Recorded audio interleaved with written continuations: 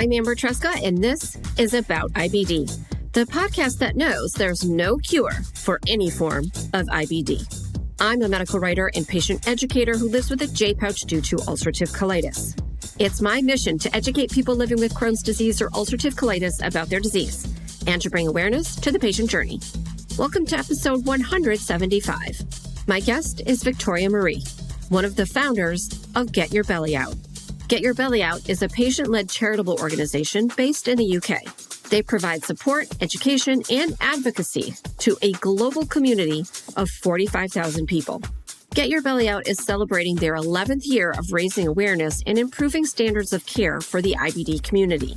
After a long road to getting the right care, Victoria was diagnosed with ulcerative colitis. Because of her experiences, she's committed to helping others navigate the challenges of living with IBD through positivity, encouragement, and support. We not only talk about the offerings Get Your Belly Out provides to the community, but also the challenges of being a public person in this space and how we navigate the pressures of differing opinions and priorities.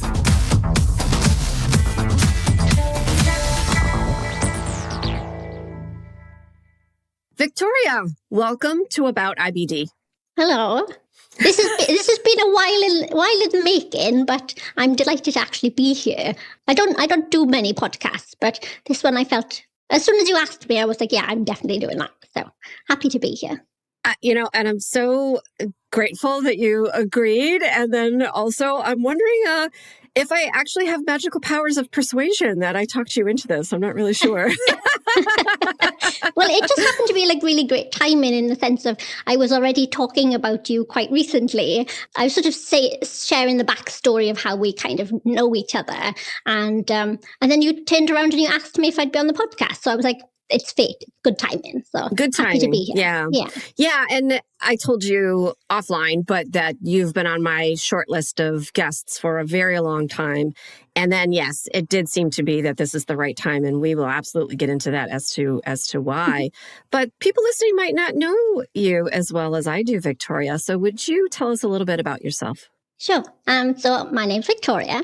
I am 37 now, from the UK, and I'm the founder and director of a really wonderful organisation that's got a really funny name. It's called Get Your Belly Out. We provide support, education and advocacy for a global community that have inflammatory bowel disease. So things like Crohn's disease or ulcerative colitis or microscopic colitis, which is not mentioned as often, but we're doing our best to try and right that wrong a little. So yeah, we're run by patients and we're for patients because there was sort of that little gap in care. And I think people can find it quite daunting to ask your medical team certain questions.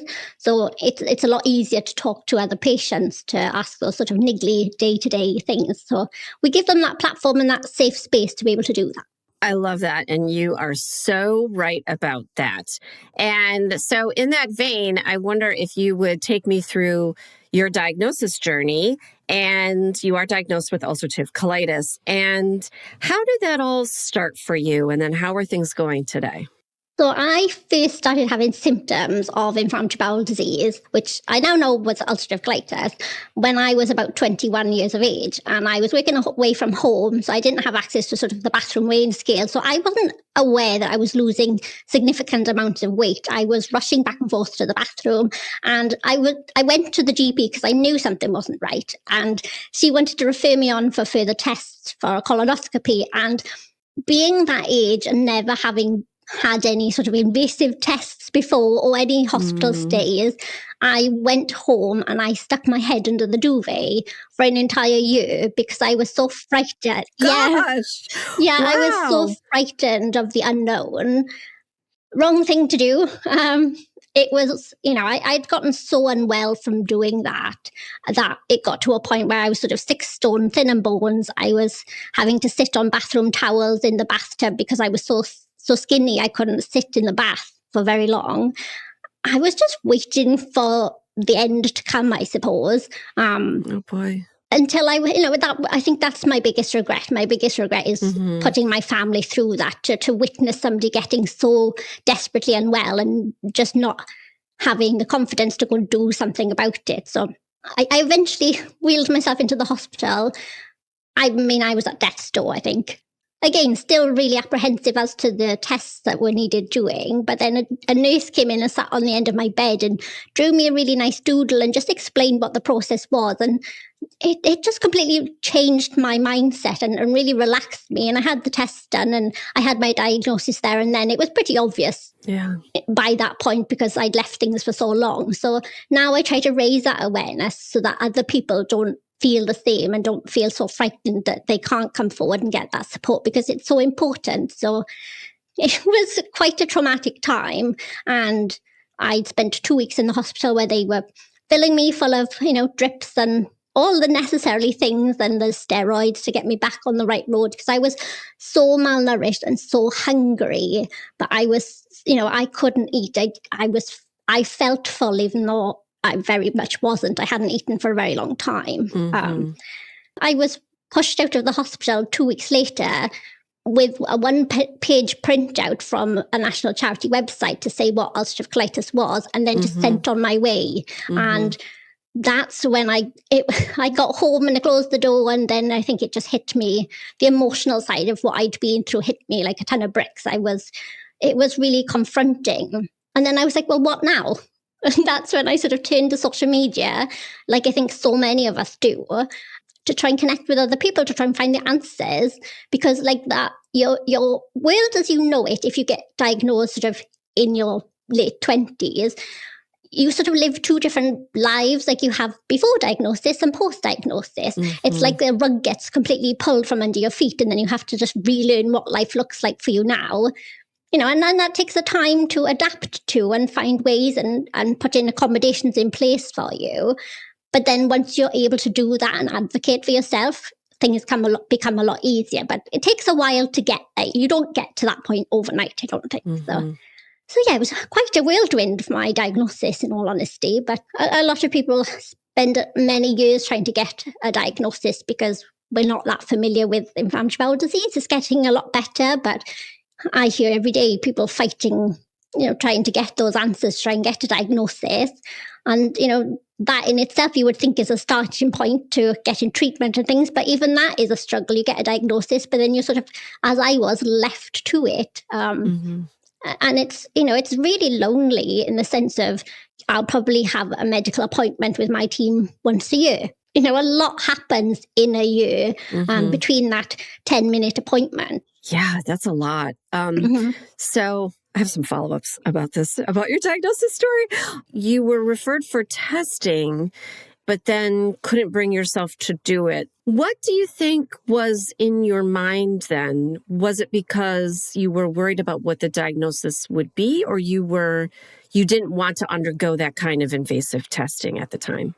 Yeah, I think it was the latter. I was young and I didn't want to be that intimate with people I didn't really know, which I'm sure lots of people can relate to. But then it's something that we all have in common. Everybody that has a diagnosis, we all share this one particular thing. So it's a very normal thing and it's a very important test to have done. It was just, I just put my head in the sand. I didn't really want to acknowledge what was going on. But it's so important that we do. And I have to lead by example, as my mother keeps reminding me. Oh, that's very funny. But speaking of your mother, though, when you said that, it's not your fault, but, what your family experienced during that time, I think with IBD, we can hide a lot of the things because no one's coming into the bathroom with us, usually. But the weight loss, I think, is sometimes the big thing. When you started losing weight, did anybody confront you or want to talk to you about that? I think it was very much a known. I think, like you said, I think people with inflammatory bowel disease are very good at hiding things. Yeah. We're very good at just telling everyone that we're okay because sometimes getting into that conversation of how we're actually feeling is a lot. It's a burden for other people. So a lot of the time we don't want to burden anyone, so we don't say anything. But there were signs. Mum, jokes and says that I'd, left a tread in the carpet because I was running back and forth to the bathroom. So I didn't necessarily have to say anything. She knew. It affects the whole family. At the time I was living at home with Mum, so she'd be in the bathtub and I'd be knocking on the door saying, you need to get out. I need to go right there. weekend. Like, I don't have the luxury of waiting. So, it really affects everybody in ways that I don't think we talk about enough, because I don't think we have the space to have those conversations, but they're so important. And it's hard for people watching somebody suffering. I don't really like to use that word, but it's hard to see somebody and going through something and not feeling like you can't help, feeling like you want to change places with that person, feeling like, that you wish there was more that you could do. But I think that is, just being a good support system, going to appointments and taking notes, because a lot of the time you're sort of in this, it's like a deer in headlights, and you don't take much notice of what's getting discussed at the medical appointment. So just sit there and take notes, or, just make sure that the bathroom is nice, because the likelihood is we'll be spending a lot of time in there. So just really little small things, those are the things that make a big difference. And I think having empathy, because I think people can have sort of empathy and sympathy to a point, but with a chronic illness, people tend to then just think that at some point you're going to get better. And it's a chronic illness. There will be times when, yes, you do feel better, but it is lifelong. So, it's not a magic fix, and we won't be better overnight. And just to be mindful that it's so important to continue that, to still be sympathetic to people, even years down the line, because we're still going through it, even though we might be really good at hiding it. Yeah, totally true. And I've heard it said many times that IBD is a family disease, and not meaning genetics, but meaning that it does affect everybody in the family in different ways.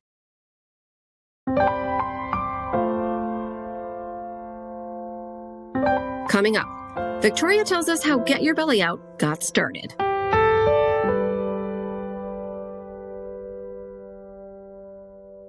You founded a different kind of a family, the Get Your Belly Out family, and you support people with IBD. You raise awareness in a variety of ways.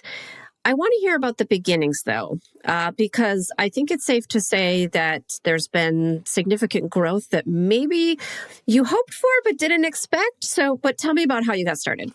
Yeah, so post-diagnosis, as I mentioned a little earlier, I was very lonely and I just didn't know where to turn. So at the time, I turned to an online forum, and this forum was run by the national charity. This was a good decade ago. It was basically teenagers trying to ask and answer each other's questions, which when you think back now is like madness in terms of sort of the accuracy of the information that was shared. There wasn't really anybody monitoring that exchange of information. But at the time, that's pretty much all we had.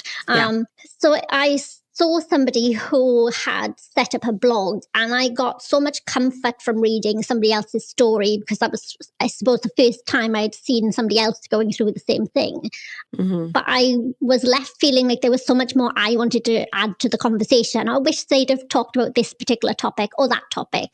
So then I started my own, and then things just sort of snowballed from there. That's where I met people online and connected with like-minded individuals from all over the world, people like yourselves, who just really, really helped. I was so lost and frightened and overwhelmed until that point. And it was connecting with other people that made the world of difference for me. It was all of the coping strategies that I had come up with. I thought I was the only person doing those things, but in reality, I'm not. We're all doing those things. And that's what I spend a lot of my time doing, is just making people realize like we're all the same in more ways than we realize. So yeah, it was connecting with other people that really helped to drive my advocacy efforts. I was just really frustrated thinking, nobody's talking about this topic. And if nobody's talking about it, then nobody's doing anything about it. We can't encourage the greatest minds in the research fields to come and help us if they've never heard about it. We really need to pique their interest and get them excited about the topic in order to come and help us. So my advocacy efforts were born out of frustration that we weren't talking about it and not enough was being done. So I started banging my saucepan on this, I started banging my saucepan to try and make a bit of noise. That's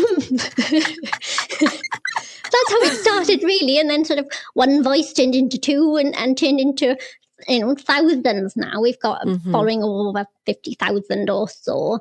There were lots of different people sharing their own personal journeys on social media. And one day I was looking and I had seen a couple of people, they'd shared photos of the scars that they've had from different surgeries. And I was sitting there thinking, I can't relate to your story because I've been very fortunate and I haven't had any surgery. But nonetheless, I'm still frustrated because to look at me, I don't look unwell. So I'm trying to get my point across as to how unwell I've been and how I've been feeling. But to look at me, I don't look unwell. So I just had this moment of madness. And I was like, well, if I add my belly picture to the internet, never something I thought I would do, then it helps to create that narrative, that story of, even though we've all got the same illness, how differently everybody is affected by it. And I think that's one of the challenges to try and treat or to try and provide support to people, is that everybody's journey is so uniquely their own. There isn't one sort of cookie cutter answer. And that, I think, was a turning point because we were able to put a visual aid to what is often thought of as an invisible illness. And I think timing helped. It was sort of just before the ice bucket challenge was a craze, and it was sort of the same time as the no makeup selfies. So it was quite the craze to put a picture on the internet and then tag other people and encourage them to join in as well. So we had a lot of success. I think timing played a really good part for us. And then we just went rather viral, and I think that caught us all off guard. But then again, a lot of work went into making the most of that opportunity, So I had 3 co-founders, Zahara, Gemma, and Lorna, and myself. And we just sat there day and night trying to get our message across and trying to get people to talk about inflammatory bowel disease, because at that time it wasn't talked about, and we would try to reach out to the newspapers and the press, and they would say, it's not a glamorous illness, we don't want to feature it. I mean, not ones to shy away from that or take no for an answer. We would sit there and we would just, we would contact all of the newspapers and the magazines as often as we needed to try and change their mind, to try and get them to feature it, because it was such an important topic that we needed to talk about, and it affects so many people. I find people with inflammatory bowel disease everywhere I go. It's the first question that comes up, what is it that you do? And I explain, well, get your belly out. And then they're instantly intrigued as to what that is. And when I share, then they feel comfortable enough to come and tell me that they either have it themselves or they know somebody that's affected. And it's just that. It's just starting the conversation. As soon as you start the conversation, people are very perceptive to that and they want to have that conversation. It's sort of societal norms that we don't talk about certain topics, but Get Your Belly Out has just been able to start that conversation, and whether that's the visual takes people's attention away or distracts slightly from what the topic is, but it's such an important topic because it's affecting so many people. And as I said a little earlier on, we need to attract those wonderful scientists and researchers to come and help us. So it's been a really wild journey and it's really snowballed since then. We just really wanted to raise awareness.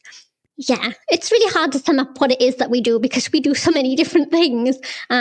We try to improve standards of care.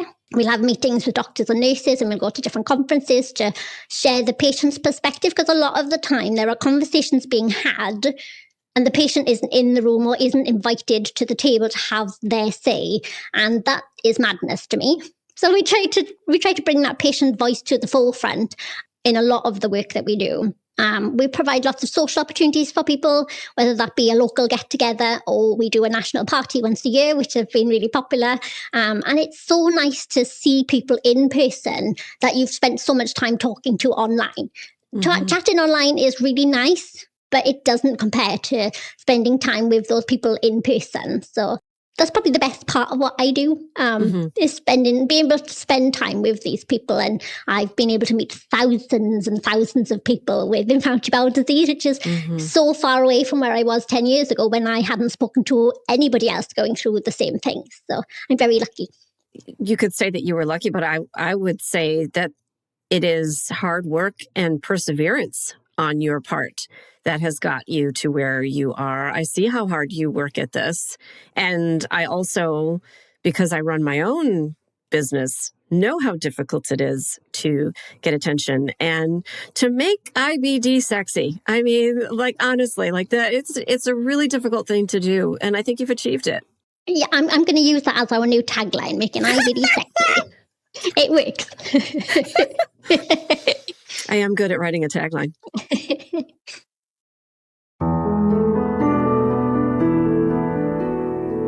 After the break, real talk about the negative aspects of the IBD community.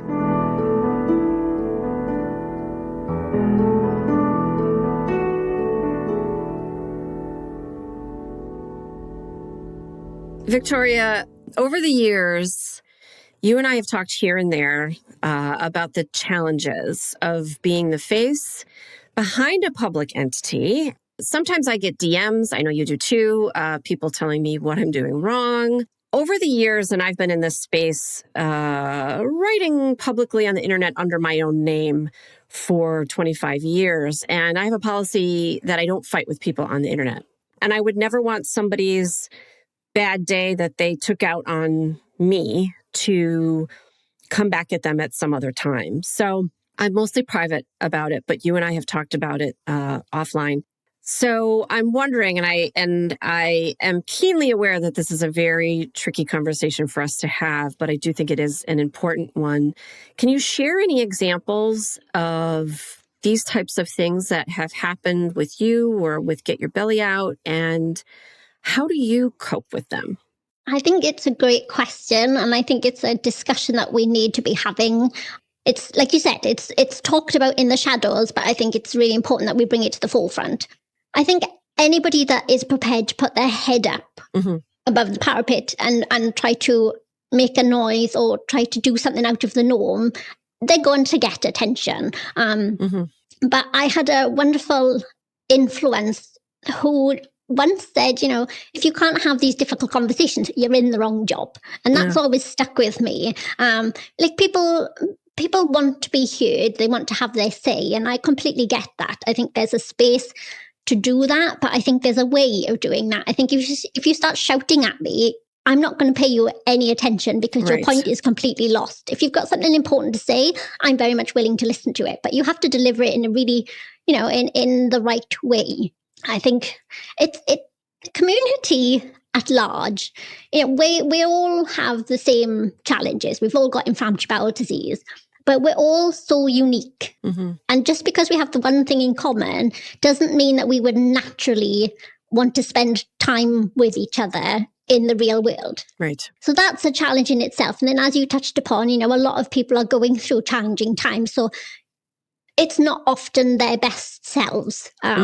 Sometimes it's someone's having a really bad day and you just happen to be in the wrong place at the wrong time. It's a challenge because we were part of building the IBD community. And sometimes when it's not going very well and people are having fallouts, it's very easy to just turn your back and say, I'm not dealing with that. That's not my problem. But we helped to build that community. So we have to help steer that community in the right direction.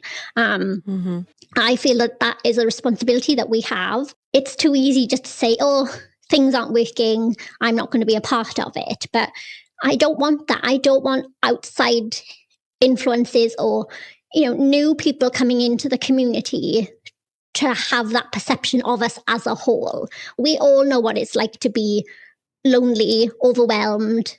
I don't want other people to be in that position. We should all be as welcoming as we were on day one. We all want the same thing. We all want awareness. We all want support. We all want for things to get better. And we're not going to do that by having a falling out with one another. So social media is really valuable to people. For a lot of people, that is their only connection with the outside world. People struggle to get out. So social media is such a big thing for a lot of people and they're so invested in it. But the reality is there's a big wide world outside and social media is not everything. So a lot of the time I try to think to myself, if I was having this conversation with a grown-up that wasn't in the social media space, to try and share some of the stories they're just really silly when you start to try and explain to somebody why somebody on the internet is upset with you. Yes.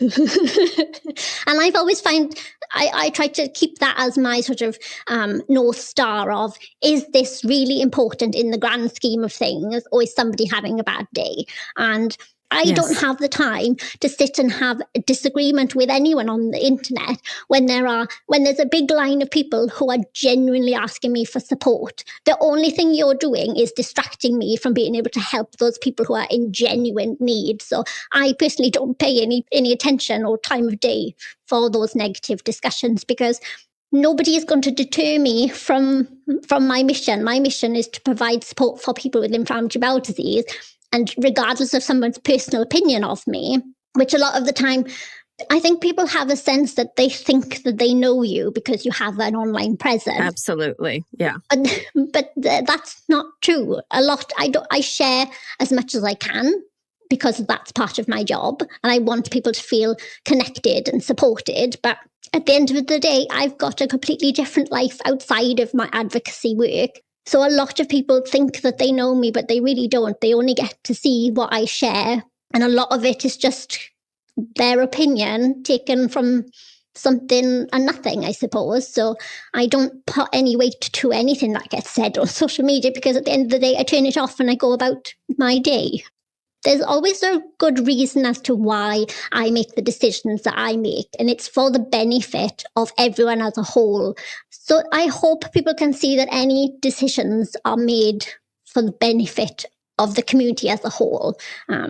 Everybody feels as if they are a part of it, and they want it to go in a certain direction. And that's really lovely. But at the end of the day, I can't please all of the people, and that's an impossible task. So I will do what I can, and I will do what I think is right in my heart of hearts, and I hope that that's enough.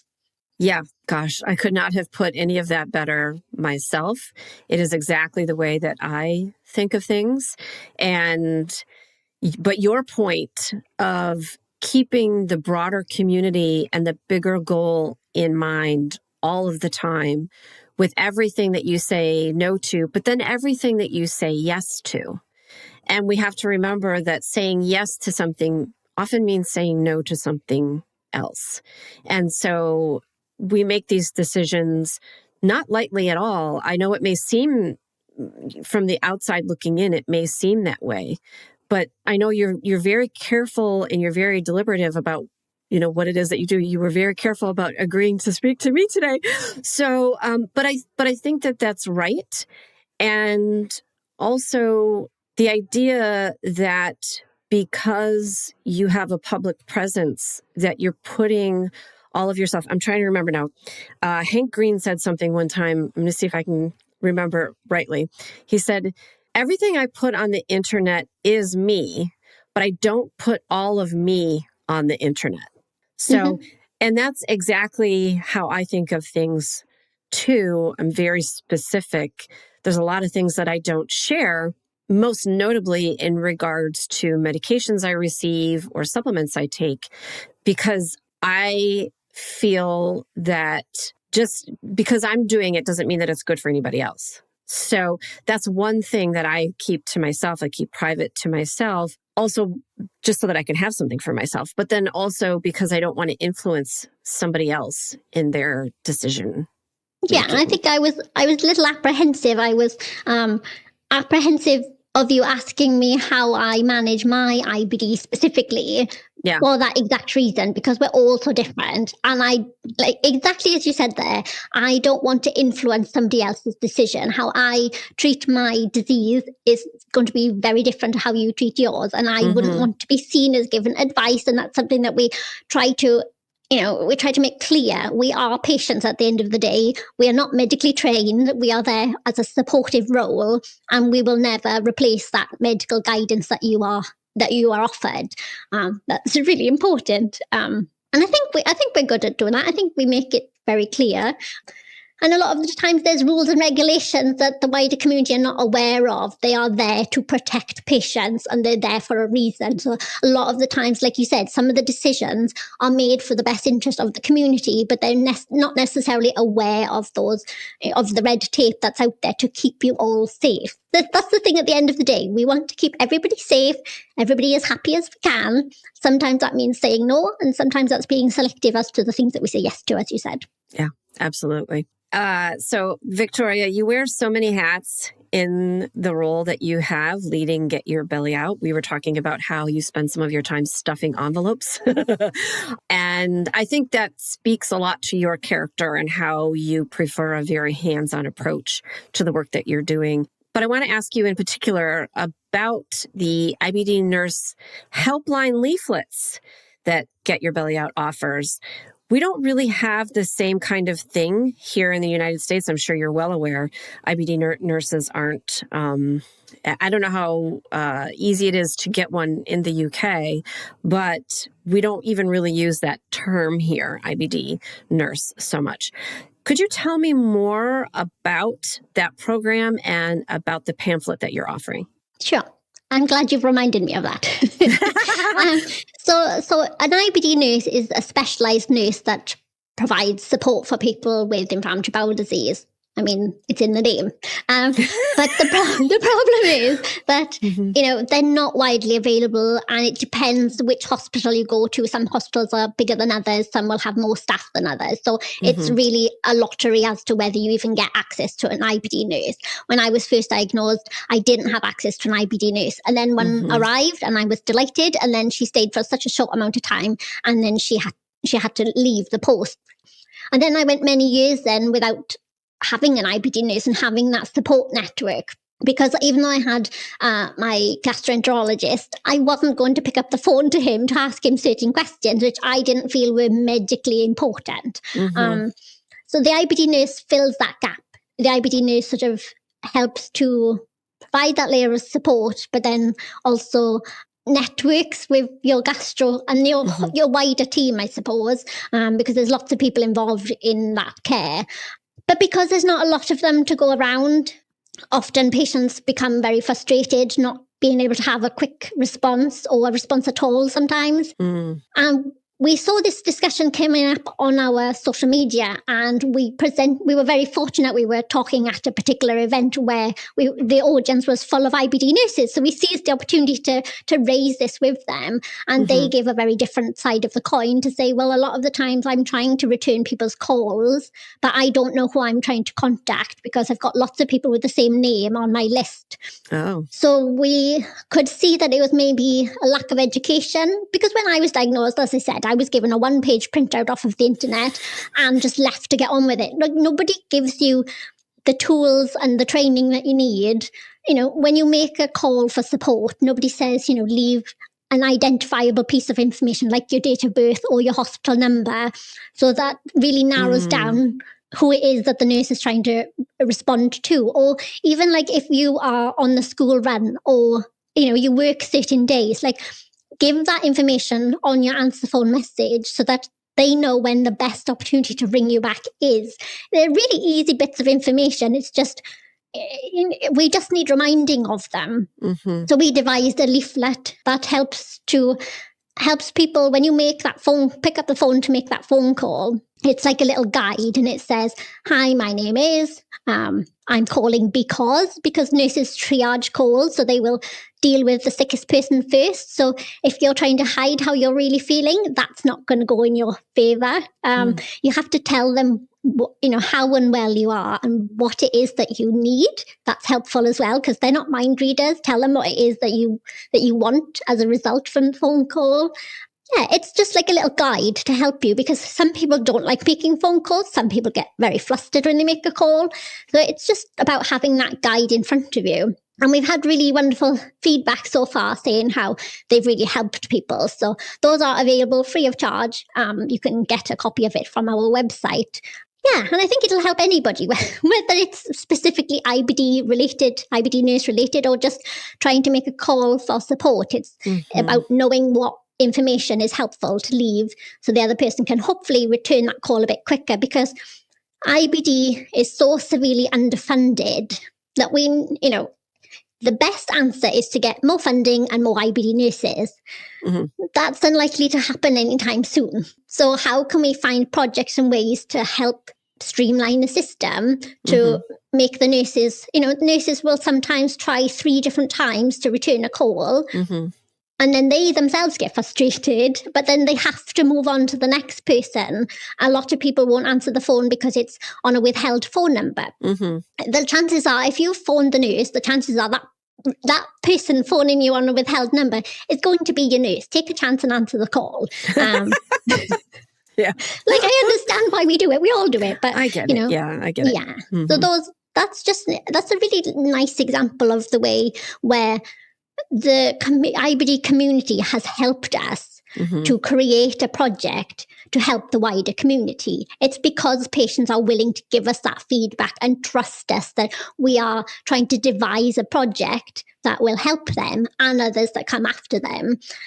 That's, I think, one of the best pieces of what we do is that we've been able to connect the community with those people who are providing that support, providing that medical assistance, or sometimes those are companies, bigger organizations who are providing support. A lot of these are creating projects and services for patients, as I mentioned a little earlier, without actually talking to the patients or the end users. Yes.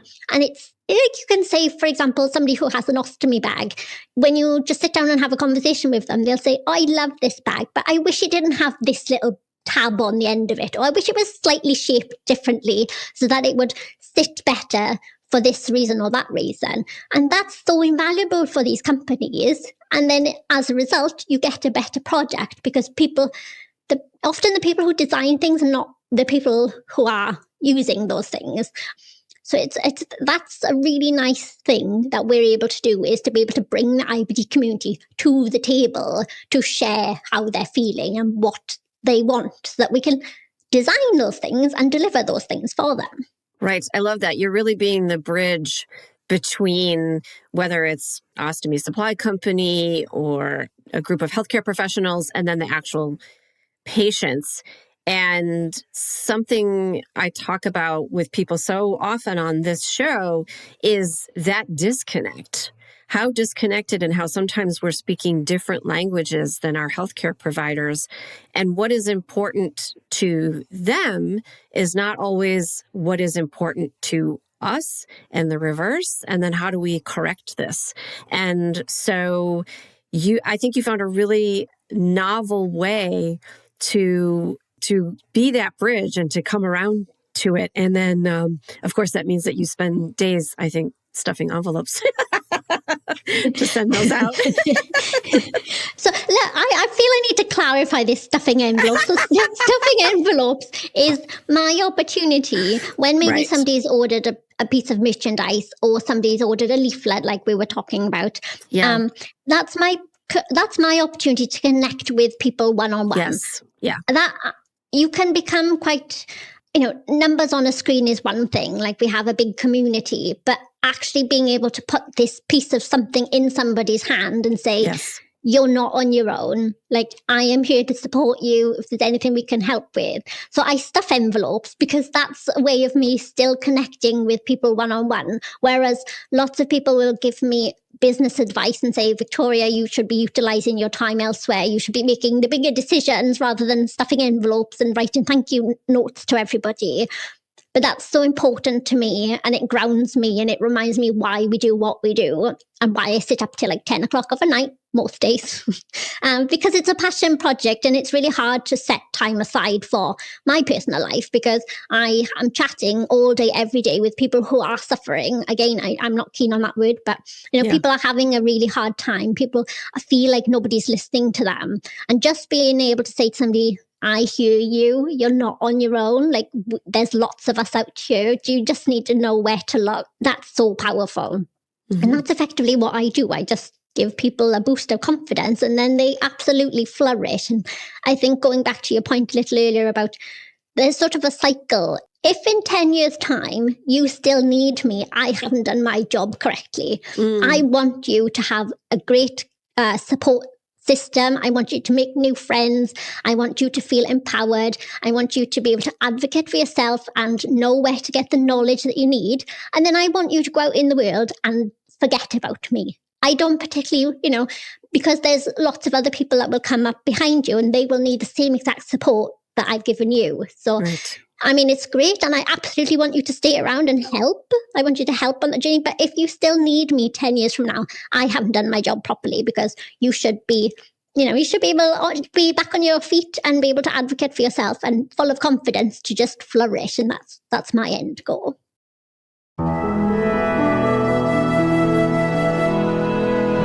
Up next, why the needs in the IBD community are reaching a critical point.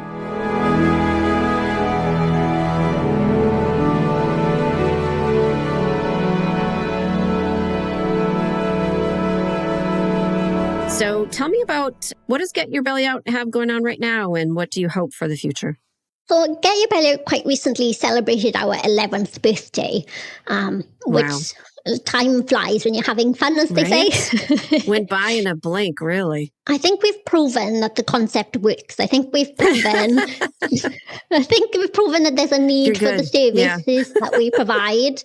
And I think now I'm frustrated because there's more and more and more people coming in through the door, because we're much better at talking about it. We're trying to push more people through the same system. The system isn't growing. We're just trying to push more people through it, and that's never going to work. So we really need to upscale as a business. So we gave ourselves a legal structure many years ago, so that we could open those doors. As you said, connect the patient voice with the companies that are supporting them and there to help make life a little easier for them. But we need to grow to keep up with the demand. And that demand is absolutely bonkers at the minute. So this really is our year. We really need to step up and grow the business. We are hoping to reach out to more companies that are willing to fund IBD as a whole.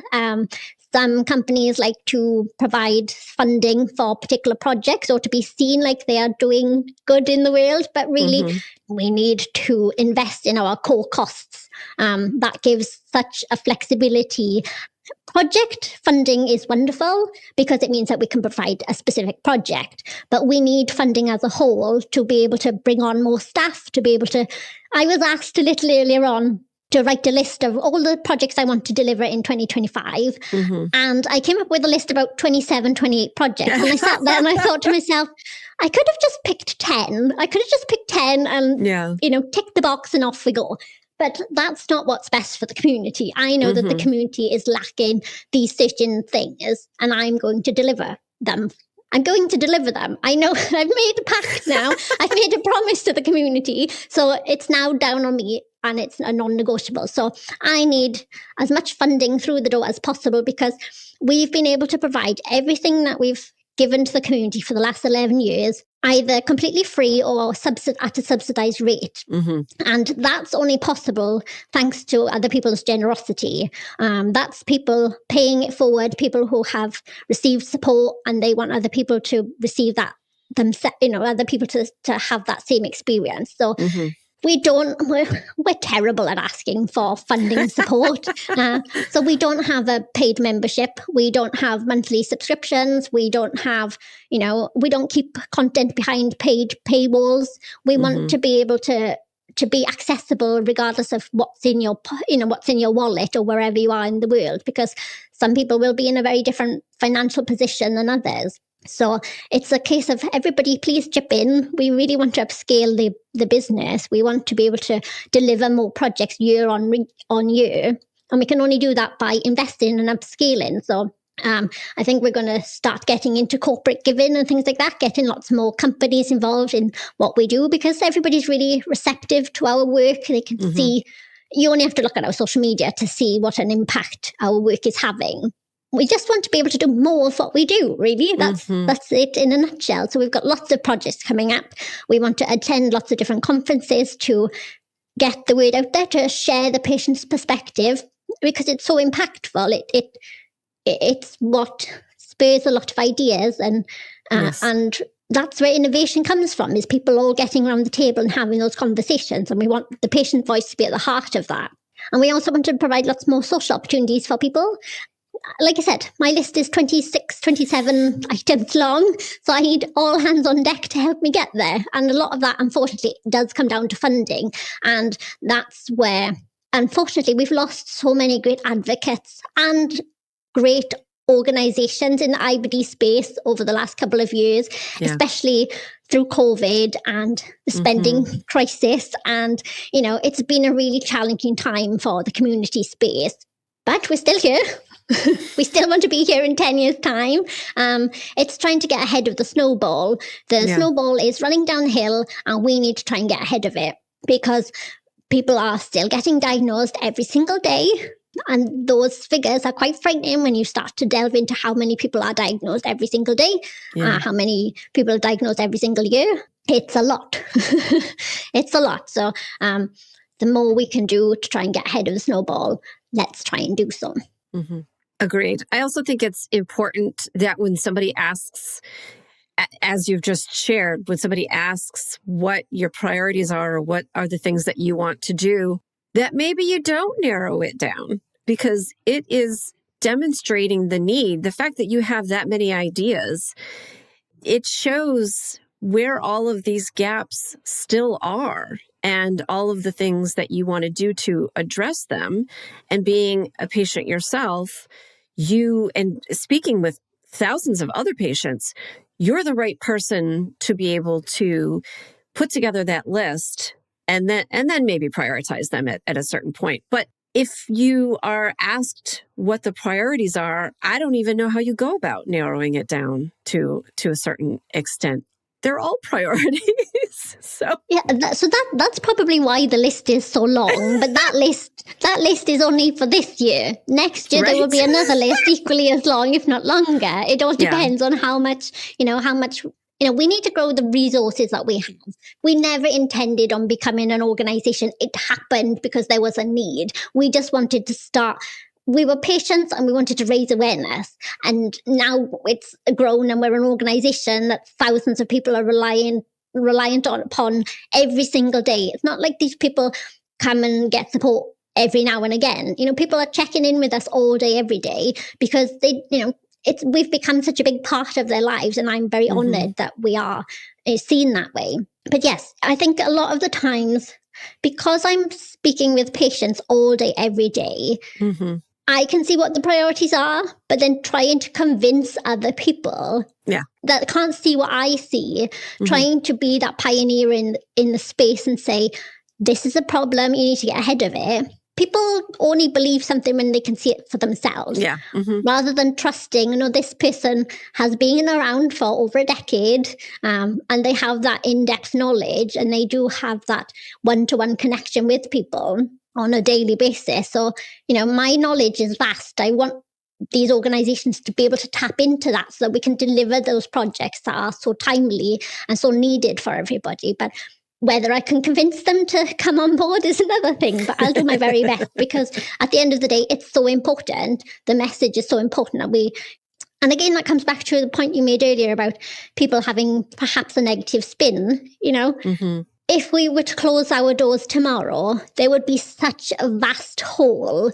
And where would those people get the support? We've already lost so many wonderful IBD organizations or IBD advocates who were once upon a time championing things, but have had to go and get traditional employment because there's no funding pots behind them to continue their work. And, it's a shame that we've lost so many, and I'm determined not to be another in the statistics. We have to make it work, and we are going to. So this year, we're going to make it happen. I love your positivity and your passion. I also would love to come over and attend the Get Your Belly Out ball because that just looks like so much fun. And I'm so jealous every year. I swear, one of these years, I'm going to make it over. We're going to make it happen. Well, we're very blessed. We have had guests from America. We've had guests join us from Switzerland and Dublin and Ireland, things like that. So they do come from far and wide for our Get Your Belly Out balls. But what happens at a Get Your Belly Out ball stays at the Get Your Belly Out ball. Because they can be a little wild. So I'm not giving any secrets away. I think I'll be frowned upon if I did share anything. So. Yeah, well, that's part of why I want to come. You are more than welcome to come. It'd be a pleasure to have you. All right, Victoria, before we close out, let's make sure everybody can connect with you, can find you. Would you share the social media information for Get Your Belly Out? Yeah, we're on pretty much all of the social media platforms. Whenever there's a new one, we tend to take over that as well. But realistically, you can find us at getyourbellyout.org.uk, and then you'll be able to find everything that you need on our website and all of our socials from there. But yeah, there's always a new social media platform, and I say that I won't take on another one, and then I do. So yeah, you'll find us everywhere. Yeah. Same, except for TikTok. You will not find me there anytime soon. So. I'm still getting to grips with the TikTok. We are on there, but like yourself, I'm not sure people want to see me dancing on the internet. So things could change. So things could change, but for now, I'm not dancing on the TikTok. Absolutely, wholeheartedly agree. That is one of my boundaries.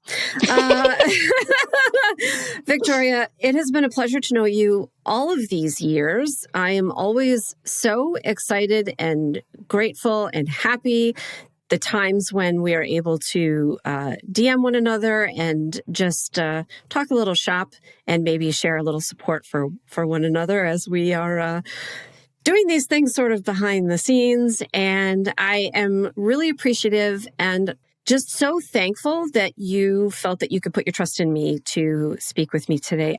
What Get Your Belly Out does is so valuable, and you are now needing a little more support so that you can grow. And so thank you so much for everything that you're doing. Well, thank you for having me. An absolute pleasure. Like I say, I don't often do interviews or podcasts, but yeah, I couldn't resist. So.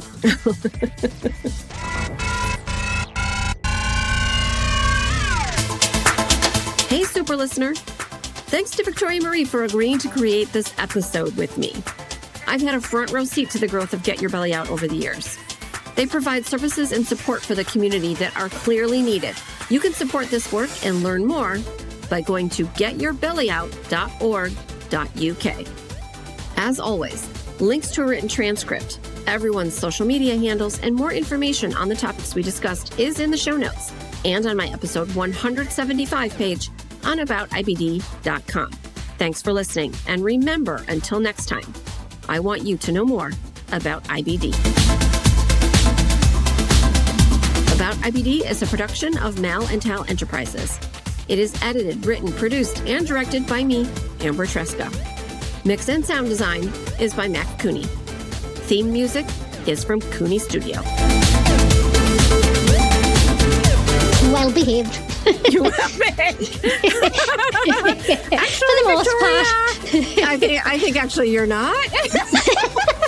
Which is good. Well behaved women rarely make history. They don't make history. Yeah. Yes.